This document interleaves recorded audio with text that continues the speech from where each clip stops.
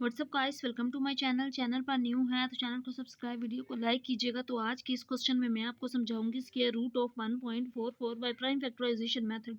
तो किसी भी डेसिमल नंबर का स्क्वायर रूट किस तरह फाइंड करते हैं प्राइम फैक्टराइजेशन मेथड से। तो ये एक डेसिमल नंबर है 1.44, इसका स्क्वायर रूट फाइंड करेंगे।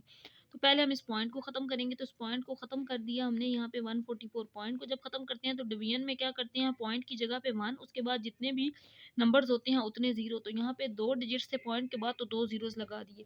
तो अब ये एक नंबर आ गया, इसका स्क्वायर रूट फाइंड करना आसान है। अब हमने इस नंबर का पहले डेसिमल खत्म किया, फिर इसका स्क्वायर रूट फाइंड करेंगे। तो 144 का स्क्वायर रूट ले लेंगे और 100 का।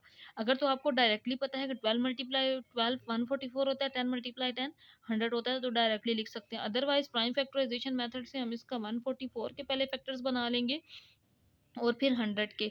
तो 2 के टेबल में हम कर सकते हैं क्योंकि लास्ट डिजिट 4 है, तो 2 के टेबल में इजीली कर सकते हैं। तो ये बनेगा 2 7 ज़ार 14 और 2 2 ज़ार 4। अब यहाँ पे है 7 और 2 3 ज़ार 6 और फिर 1 बचा और 12 बन गया, 2 6 ज़ार 12। अगेन इसको 2 के टेबल में करेंगे तो 2 1 ज़ार 2 1 बचा, 2 8 ज़ार 16। दोबारा इसको 2 के टेबल में करेंगे तो 2 9 ज़ार 18 और 3 3 ज़ार 9 और फिर आ जाएगा 3 3 ज़र 1। तो अब 144 के जो फैक्टर्स बने हैं इनको यहाँ हम पहले स्क्वायर रूट में लिख लेते हैं, फिर 100 के फाइंड करेंगे। तो ये आया 2 मल्टीप्लाई 2 मल्टीप्लाई 2 मल्टीप्लाई 2, 4 टाइम 2 आ गया, फिर 3 मल्टीप्लाई 3।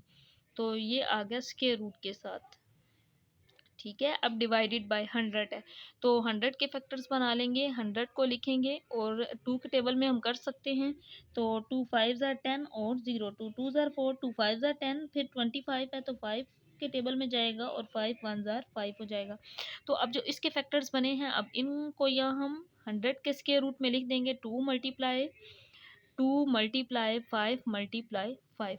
अब इन फैक्टर्स को, अब यहाँ पे पहली वैल्यूज 2 हैं तो ये 2 का स्क्वायर बन गया, ये 2 का स्क्वायर और यहाँ पे देखिएगा, 1 मिनट, 1 2 3 4, 4 टाइम 2 था, 1 2 3 4।